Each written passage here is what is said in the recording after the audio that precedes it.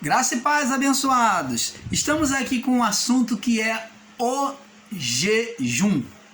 O jejum. Como você sabe, né? Jejum, algo muito falado. E vamos aqui então entender, vamos procurar saber e ensinar se o jejum ele é válido para os dias de hoje. Se o jejum foi retirado dos nossos dias após o juízo, como muitos ensinam. Existem ensinadores com ensinamento radicalizado, literalizado, dizendo que o jejum foi extinto. Como nós, o canal Luz da Graça, também já estivemos com um certo equívoco sobre a palavra, sobre o entendimento de que o Espírito habita em nós, hoje, então, que representa Cristo, então nós não tínhamos necessidade de jejum. E hoje o canal Luz da Graça vem pedir desculpas e reparar esse pequeno equívoco que houve, porque nós não negamos que Deus atue pelo jejum, mas dissemos que não existia necessidade, consideramos por o Espírito de Cristo estar dentro de nós, né? Então, sobre a palavra de Marcos, capítulo 2, vamos lá, Marcos 2, foi aonde nós criamos o equívoco e ensinamos, nós radicalizamos o entendimento, ensinando que não precisava, não tinha necessidade de fazer o jejum. Nós não fomos contra o jejum, nós dissemos que não tinha necessidade. Então você pode assistir mais abaixo alguns vídeos nossos que diz isso. É Marcos 2, do 18 ao 22, diz assim: consulta dos discípulos de João sobre o jejum. Verso 18 diz assim: ora, os discípulos de João e os fariseus jejuavam e foram e disseram: por que jejuam os discípulos de João e os fariseus e não jejuam os teus discípulos? Então quiseram questionar Jesus. Os fariseus, os discípulos de João, falaram: por que jejuam os discípulos de João e os fariseus jejuam e os seus discípulos jejuam? Quero saber por quê. Perguntaram a Jesus. Jesus disse-lhe: pode porventura os filhos da bodas jejuar enquanto está com ele o esposo? Enquanto tem consigo o esposo, não podem jejuar.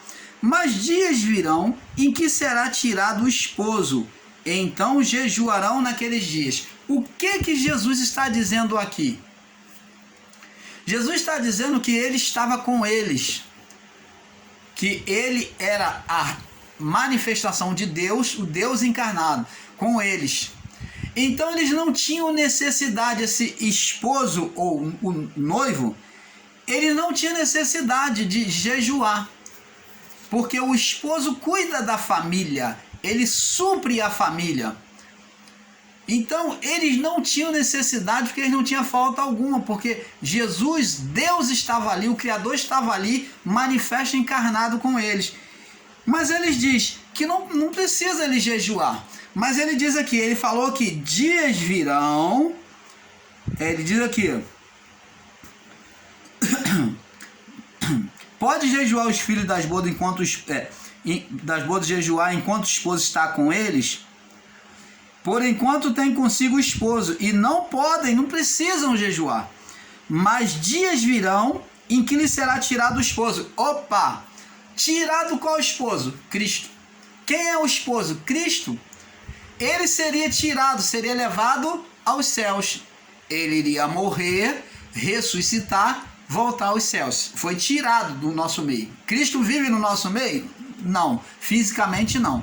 Agora ele vive como? Dentro. Opa! Então lhe será tirado o esposo, e então jejuarão naqueles dias. Eu pergunto a você, os discípulos de Jesus, após a elevação de Jesus aos céus, quando Jesus foi assunto aos céus, eles jejuaram nos seus dias? A igreja primitiva jejuou, foi ensinada a fazer jejum? Sim. Eles foram ensinados sobre as orações e sobre os jejuns. Paulo jejuou. Por que ele jejuou? Nós vamos ver isso mais na frente. Segura aí um pouco. Então, amados, Abençoados, viemos aqui trazer um assunto que já tem sido combatido em graça, onde nós já ensinamos também de forma equivocada, nós, canal Luz da Graça, dizendo que não precisava jejuar, pois o esposo, o Espírito Santo, já está em nós. Marcos 2, do 18 ao 22 e Mateus 9, 15. Amados, o grande erro de muitos de nós ensinadores de graça é o radicalismo da palavra ensinada. Pois, se diante deste versículo formos considerar que não precisa mais jejuar por ter o Espírito em nós, teremos também que deixar de orar. Opa! Então, se você, ensinador em graça, como eu, for pegar o radicalismo, não abandonar esse ensino de que não precisa jejuar, ou for contra o jejum, então você também tem que pegar por dizer que o Espírito está em nós, que Cristo está em nós, como nós, o canal Luz da Graça, já erramos nesse equívoco por entender que o Espírito está em nós e não precisávamos jejuar. E hoje estou aqui, dando as mãos à palmatória, dizendo que errei no entendimento. Peço perdão a vocês, mas agora venho ratificar os meus erros. Então, se formos dizer que não precisamos jejuar porque o Espírito está em nós, que Cristo está em nós, então também não precisamos orar. Cristo orava todo o tempo, jejuava, como diz, tem lá no primeiro ponto do seu ministério, foi ir para o deserto e está em jejum 40 dias. 40 dias. Mas, irmão Paulo, mas isso daí foi antes da cruz. Tá. A igreja primitiva, Pedro, Timóteo, Tiago, Paulo jejuou. Nós vemos no livro de Atos dos Apóstolos. Paulo jejuou. Agora nós vamos entender por que esses homens jejuaram. Temos que ter a mente iluminada, não podemos radicalizar a palavra. Existem pessoas pegando essa palavra, esse entendimento de que Cristo está em nós e não precisa jejuar. Então também, amadinho, amadinha, você não precisa orar também. Não tem que abrir a boca. Você também não precisa ensinar a palavra, porque o Espírito está dentro de nós, de todos. Para que você ensina? Porque a palavra também diz que ele vos fará saber todas as coisas. Jesus falou, quando vier o Espírito Santo, ele vos fará saber todas as coisas. E eu pergunto a você, por que nós, os ensinadores em graça no YouTube, ensinamos a palavra, já que Deus, o Espírito está em nós e não precisa jejuar? Não precisa orar também? Não precisa ensinar a palavra? Não precisa trazer esse dito mente iluminada? Você está iluminando a mente de quem com a palavra? Não precisa, porque o Espírito já está dentro. Olha a hipocrisia, o radicalismo de palavra de muitos ensinadores em graça. Amados, vamos ser verdadeiros. Se somos do Pai, se vivemos no reino de Deus em nossa vida, vamos pregar a palavra com sinceridade, com verdade. Vamos deixar essa hipocrisia de ensino, aonde você não precisa jejuar, porque não precisa jejuar. O jejum é coisa da lei. Opa! Jejum é coisa da lei. Aonde está escrito isso? Aonde na lei tem uma lei sobre jejum? Eu gostaria que você, ensinador em graça, mostrasse isso dentro do livro de Levítico. Aonde ou qual é o homem de Deus que recebeu a palavra dizendo que jejum era a lei de Deus?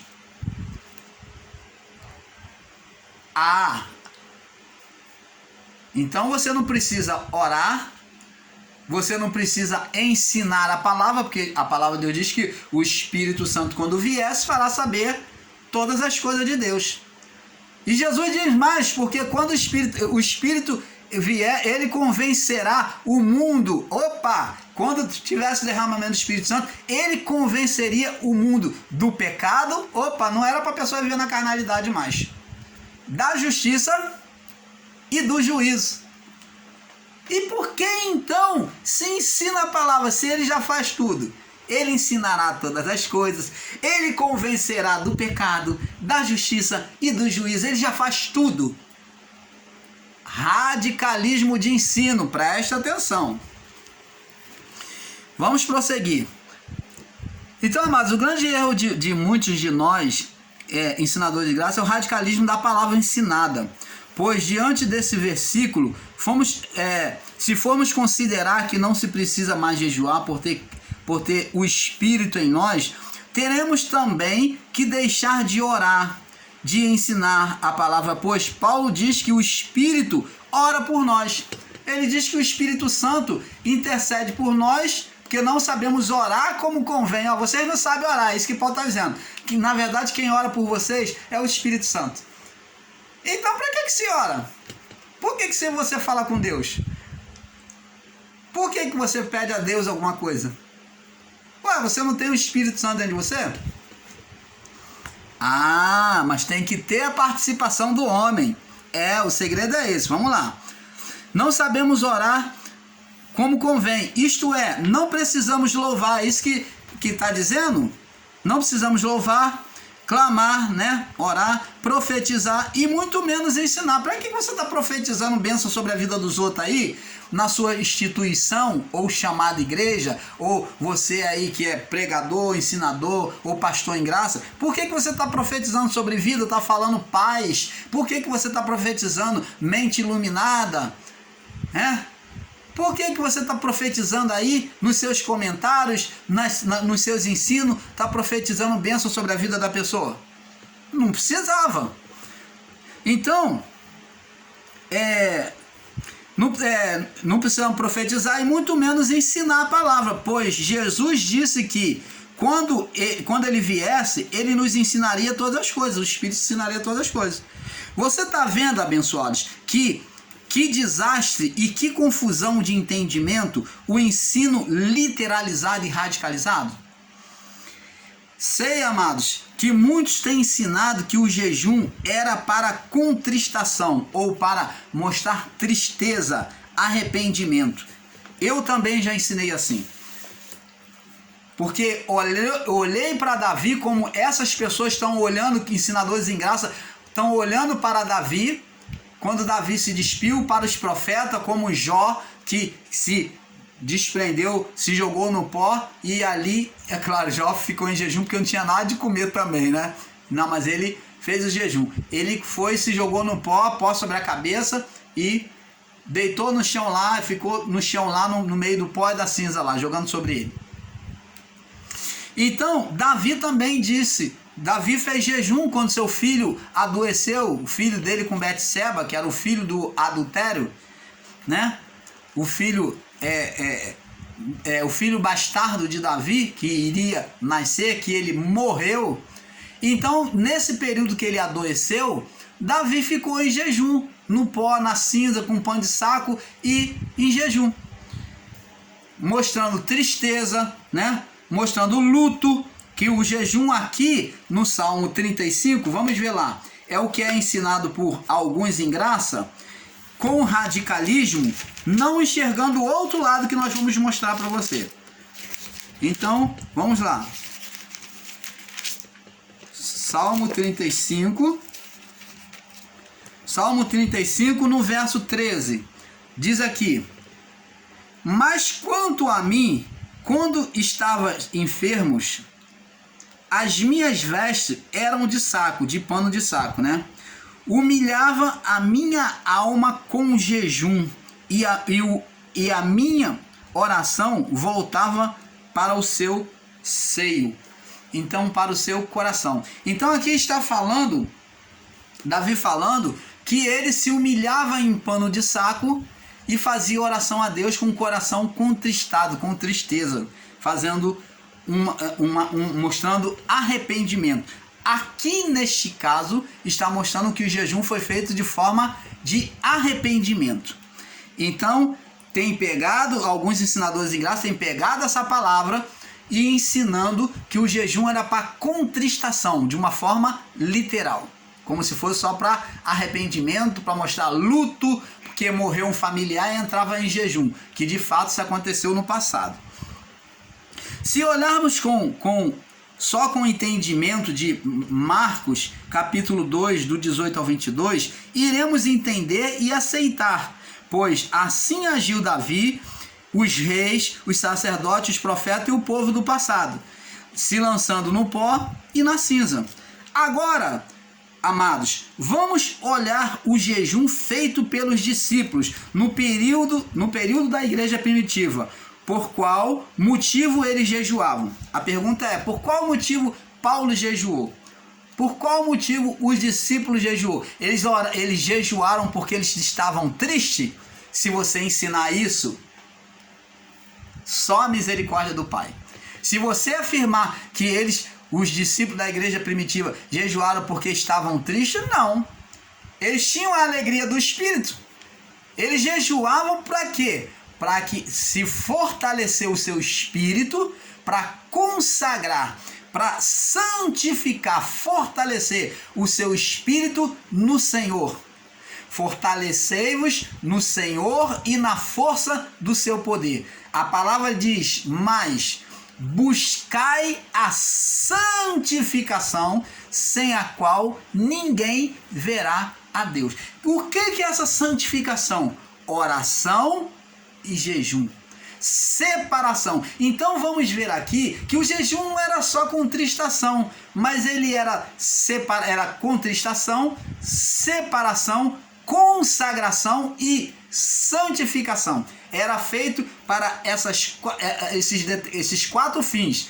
Contristação, que era arrependimento ou tristeza, de luto por alguém ter morrido ou por estar se sentindo condenado.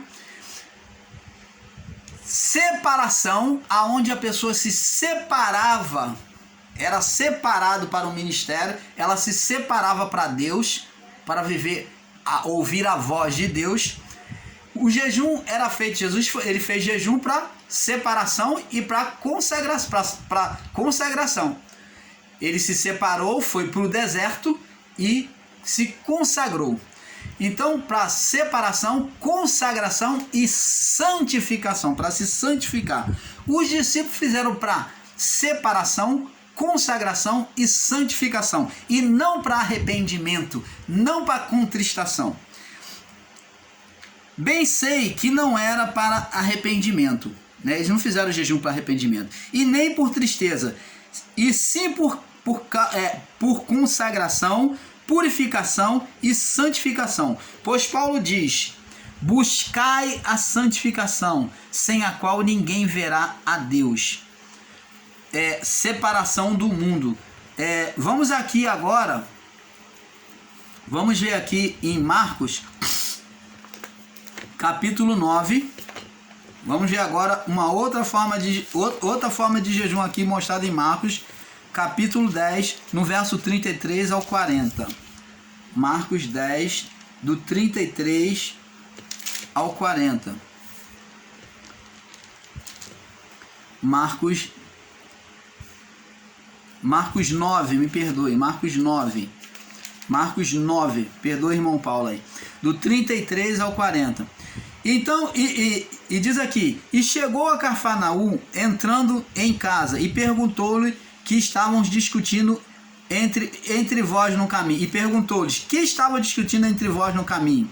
Mas eles se calaram, porque pelo caminho tinham disputado entre si qual era o maior. Preste atenção, amados. Eu vou explicar aqui para você, antes de ler o texto todo.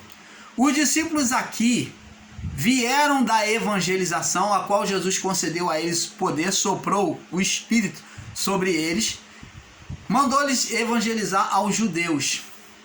Então eles curaram pelo poder ofertado a eles, pelo Espírito soprado.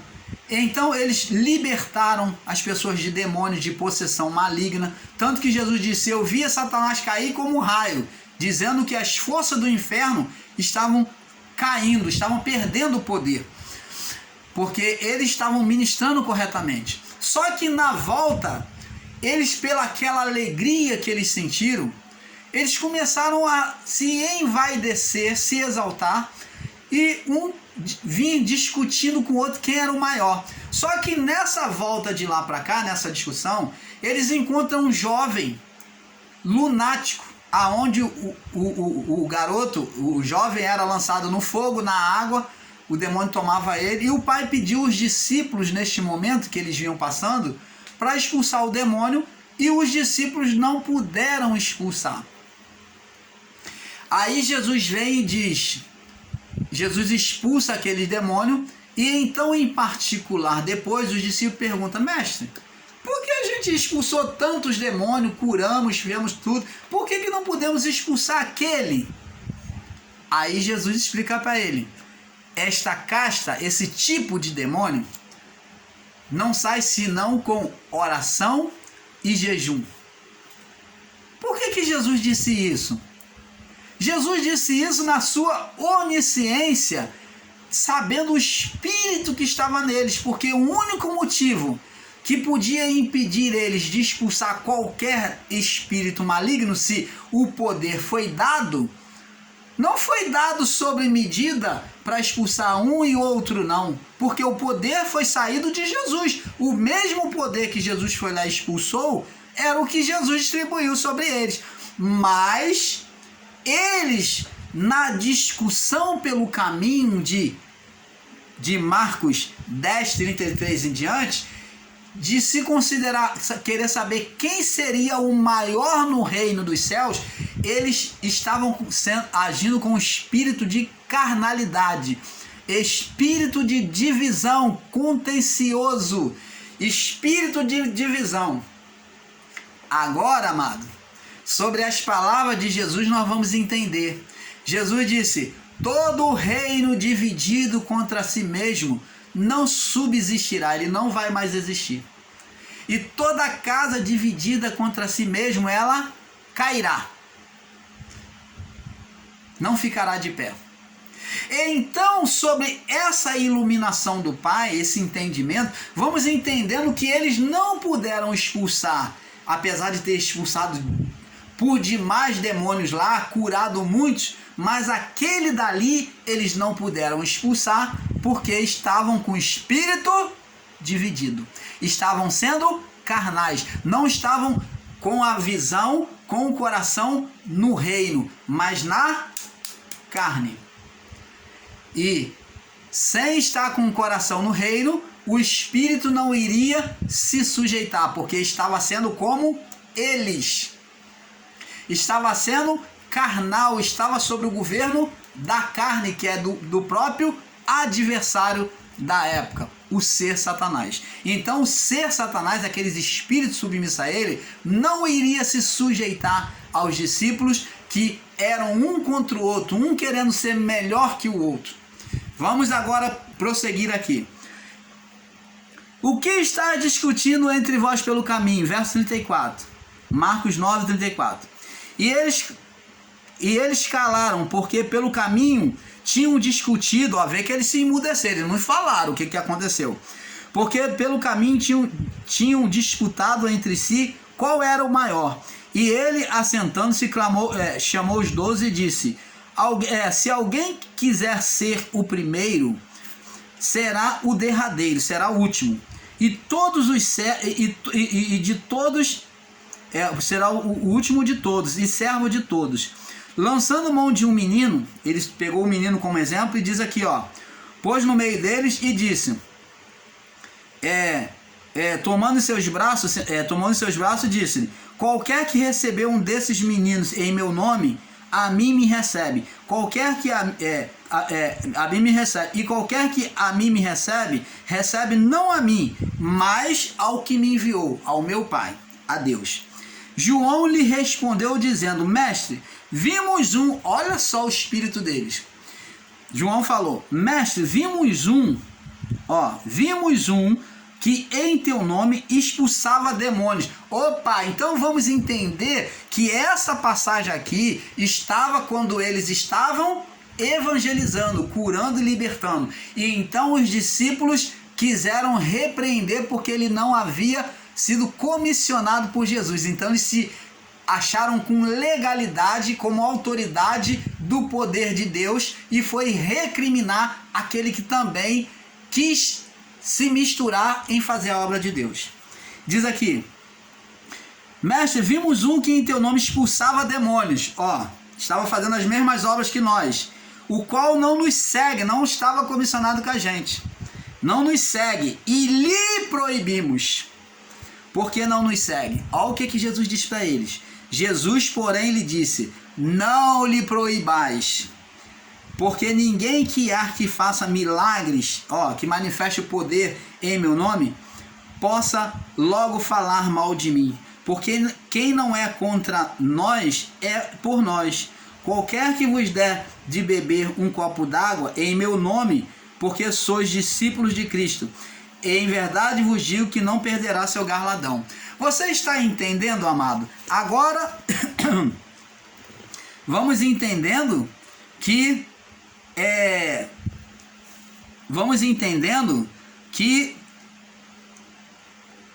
o motivo deles não conseguir expulsar é porque eles não estavam com a vida consagrada. Por isso é que Jesus falou: essa casta de demônios não sai senão com oração e jejum. Oração porque eles não estavam orando? Sim, mas eles deixaram a oração, quando voltavam estavam o quê? Fora da consagração, que é o jejum, a santificação. Então eles perderam a consagração, a santificação, sendo carnais. Eles já não estavam em oração.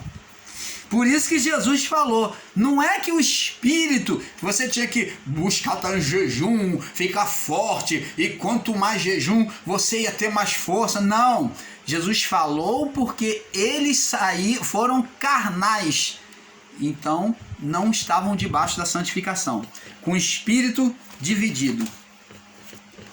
Então, amados, abençoados, agora para aqueles que ensinam que jejum como contristação, só vamos analisar outro texto. Vamos lá em Mateus capítulo 17, 21.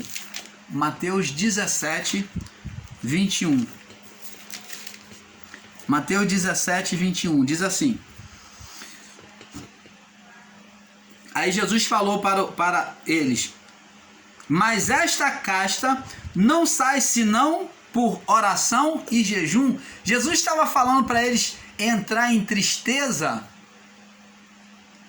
Você, ensinadora em graça, você, ensinadora em graça, que diz que o jejum era para contristação, para luto, só para luto, você que ensina com radicalismo, não estou dizendo que você está errado, mas o jejum não era só para isso. Você está sendo radical no seu ensino, o seu erro está sendo no radicalismo de ensino, dizer que era só para contristação, para mostrar tristeza, luto, arrependimento. Jesus aqui diz: essa casta, esse tipo, não se expulsa senão por oração e jejum.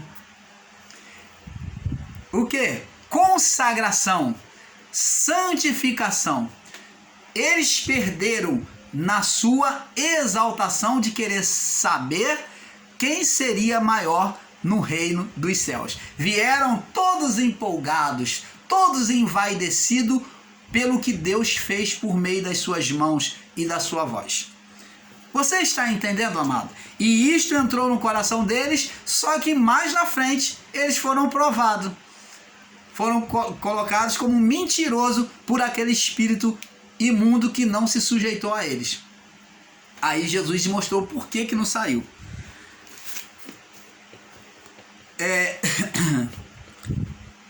Então vamos agora. Veja que diante da expulsão dos demônios, eles encontram uma barreira. Por quê? Como já explicamos. Qual foi o motivo de não conseguir expulsar? Porque estavam divididos entre eles. Pois o reino dividido não subsiste, e a casa dividida não fica em pé. Vamos lá em Lucas capítulo 22. Vamos confirmar mais uma vez aqui em Lucas capítulo 22, aonde Jesus diz isso, né? 22, no verso 24 ao 27. Diz aqui: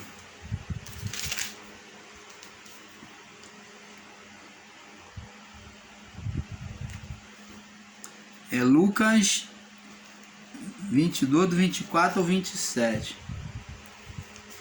Vamos lá, diz aqui: na verdade, o Filho do Homem vai segundo o que está determinado, mas ai daquele por quem é traído. Falando de Judas Iscariote, né? E começaram a perguntar entre si qual deles seria o que havia de fazer isso, que havia de trair. Então eles perguntaram: sou eu, Senhor, quem será? E houve também entre eles contenda. Opa, essa contenda é a contenda que nós falamos lá, sobre qual deles parecia ser maior. Você está vendo que no meio dos discípulos havia contenda de um querer ser maior do que o outro o tempo todo? E ele lhes disse: o rei dos gentios, os reis do mundo, dominam sobre eles. Os reis do mundo dominam sobre eles, reis dos gentios. E que têm autoridade sobre eles são chamados de os que têm autoridade sobre eles são chamados de benfeitores. Mas não sereis vós assim. Antes, o maior entre vós seja como o menor, e quem governa como quem serve. Pois qual é o maior? Quem está à mesa ou quem serve? Porventura, não é quem está à mesa? Eu, porém, entre vós sou como aquele que serve. Eu, porém, sou como aquele que serve. Então, amados, você está vendo? Jesus disse que eles não podiam estar com espírito de divisão. Foi esse espírito de divisão que impediu de aqueles espíritos se sujeitar a eles. Agora vamos prosseguir aqui. Veja que diante da expulsão de demônios eles encontram uma barreira. Por quê? Porque estavam divididos entre eles. Pois o reino dividido não subsiste e a casa dividida não fica em pé. Foi o que Jesus falou. Como eles estavam com um sentimento carnal, carnal ter autoridade sobre... como teria autoridade sobre aqueles tipos de demônio? Jesus disse que teria que haver oração, que é comunhão, e jejum. Essa caixa não sai senão com oração, que é comunhão, e jejum, consagração, santificação, para se ter autoridade contra os demônios. Amados, vamos unir este entendimento com aquele escrito em Atos dos Apóstolos. Vamos lá em Atos 19 agora. Vamos agora sobre Atos 19, do 1 ao 16. Vamos ver aqui. Atos 19, do 1 ao 16. Sucedeu que, enquanto Apolo estava em Corinto, Paulo, tendo passado por todas as regiões superiores, chegou em Éfeso, e, achando-se ali alguns discípulos, disse-lhe: recebeste vós já o Espírito Santo quando creste? E eles disseram: nós nem ainda ouvimos que haja Espírito Santo. Perguntou-lhes então, em que sois batizado então? Paulo perguntou. E eles disseram: no batismo de João. Mas Paulo disse: certamente João batizou com o batismo de arrependimento, dizendo ao povo que cresce no que após ele havia de vir, isto é, em Jesus Cristo. E os que ouviram foram batizados em nome de Jesus. E impondo-lhe Paulo as mãos, você que vai contra a imposição de mão, tá vendo? Veio sobre eles o Espírito Santo e seu Espírito Santo, e falavam línguas, profetizavam. E estes eram ao todo uns 12 homens. Os 12 homens. E entrando na sinagoga, falou ousadamente por espaço de 3 meses, disputando e persuadindo acerca do reino de Deus, e ensinando acerca do reino de Deus. Mas como alguns deles se endurecessem e não obedecessem, falando mal do caminho, que é do ensino da palavra, perante a multidão, retirou-se deles e separou os discípulos, disputando todos os dias na escola de um certo tirano. Durou isso por um espaço de dois anos, de tal maneira que todos que habitavam na Ásia ouviram a palavra do Senhor, assim judeu como gregos. E Deus, pelas mãos de Paulo, fez maravilhas extraordinárias, de sorte que até os lenços e os aventais que levavam do seu corpo aos enfermos e as enfermidades fugiam deles, e os espíritos malignos saíam. Propósito de Deus, dom de Deus, manifestou quando Deus quis. Não foi Paulo que enviou, tá? Eles pegavam as roupas de Paulo e então por meio disso Deus manifestava a vontade de Deus. E alguns, agora observa bem aqui no verso 13, e alguns dos exorcistas judeus ambulantes tentavam invocar o nome do Senhor Jesus sobre os que tinham espíritos malignos. Queriam fazer o mesmo que Paulo e os discípulos, dizendo: esconjuro-vos, eu ordeno por Jesus a quem Paulo prega, eu te expulso em nome de Jesus a quem Paulo prega. E os que faziam isto eram os filhos de Cefas, judeu principal dos sacerdotes. Respondendo, porém, o espírito maligno, isso daqui não é coisa da mente, tá? Eram demônios, espírito maligno, disse, como o do lunático lá, disse, ele também se recusou a sair, como com os discípulos, presta atenção, eles não se sujeitaram aos filhos de Cefas, porque não seguiam o evangelho corretamente, não se sujeitavam à vontade de Deus, então eles viram condenação. Ele disse, o que os espíritos disseram: conheço a Jesus, eu sei quem é Jesus, e bem sei quem é Paulo.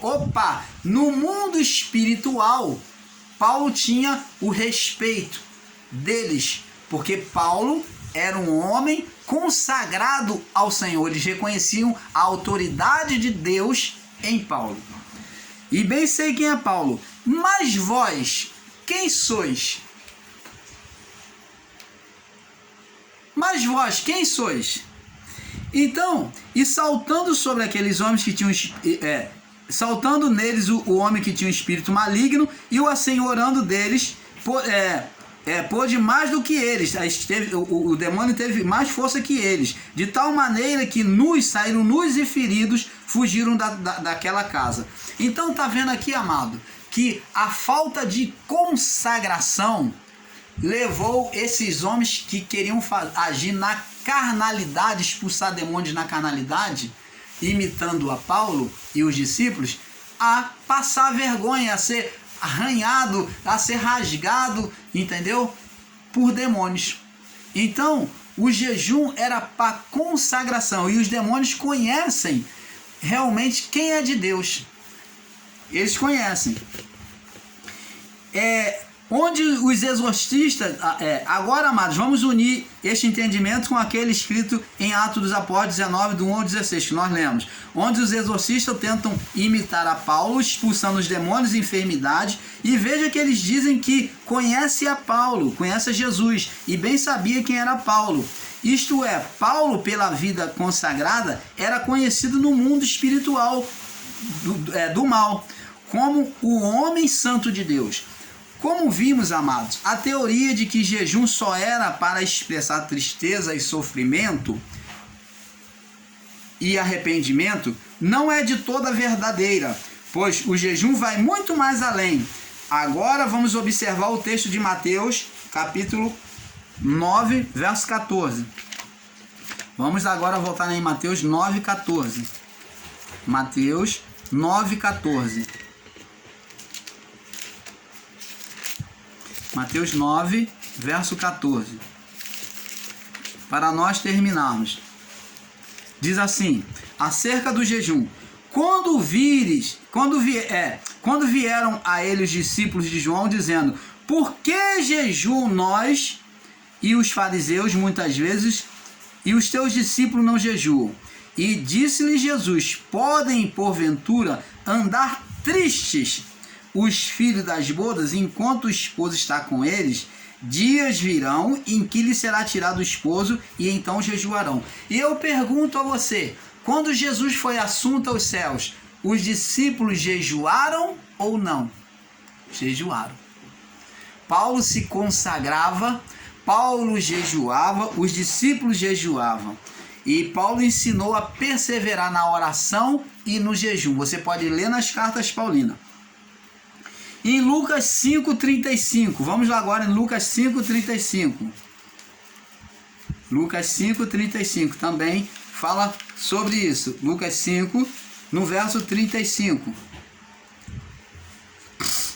Dias virão em que o esposo lhe será tirado, tá vendo? Fala de ele ser levado de volta aos céus. Veja que Jesus diz que o noivo, que é ele, seria tirado do meio deles, e eles teriam a necessidade de voltar a jejuar, né? Sofrimento que levaria, o sofrimento que levaria a consagrar e a se santificar. Então, o sofrimento agora, as perseguições que eles passariam, levariam eles a ter que jejuar, ao se santificar e se consagrar para se fortalecer no Senhor.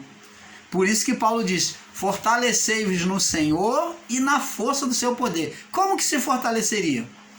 Por meio da oração, da palavra, por meio da oração, da palavra e do jejum. Então, você, ensinador em graça, ensinar que não há que não se pode jejuar, ou que não se precise jejuar, ou que o jejum era apenas para tristeza, para demonstrar luto, é um ensino totalmente brutal e errôneo, equivocado. Você, amado irmão, amada irmã, o canal Luz da Graça deixa aqui para você. Se você sente no coração de se separar para Deus e ofertar ao Senhor um jejum por meio de uma vida de oração, você pode sim e deve sim ofertar ao Senhor, viver um dia de consagração por meio de jejum. É claro que jejum, você não vai ficar sacrificando a sua carne e passar fome para ficar doente. Você pode fazer 1 hora de jejum, de consagração, de meditar na palavra de Deus, de estar ali em oração, de você se desprender da novela, daquilo que você sente prazer, porque jejum é abnegação, é você deixar a vontade da carne por um determinado tempo para você se separar para o Senhor. E isso você pode fazer com 1 hora, com 2 horas, o tempo que você possa ficar confortavelmente diante do Senhor. É abnegação. Ah, eu sou muito ligado à novela, então eu vou dedicar agora, eu não vou ver essa novela, vou ficar consagrar ao Senhor, sem ficar, eu vou ler a palavra, eu vou ficar consagrado em oração ao Senhor. Ou vou me dedicar à palavra. Isso é uma forma de jejum. Então, o jejum é uma abstinência não só de alimento, mas de abnegação dos prazeres da carne, porque o prazer da carne, o primeiro dos prazeres, é a comida, é a necessidade. E então vem nas emoções os outros desejos. E muitas das vezes a pessoa deixa de comer, faz o jejum, fica tanta hora, de 8 horas, fica 12 horas de jejum ou 8 horas de jejum, mas na verdade ela continua sendo carnal. As suas emoções, ela continua detestando o seu irmão, sendo inimiga do seu irmão, não fala com o seu irmão, tem problema com fulano, tem ressentimento, tem mágoa. Do que está adiantando este jejum? De nada, só está trazendo condenação para ela. O jejum não está sendo uma bênção, mas está sendo uma maldição. Então, para se jejuar, nós temos que desprender as emoções carnais, maligna, não só a abstinência de alimentos. Você pode fazer jejum apenas ficando sem comer alimento sólido e beber só líquido ou só o suco.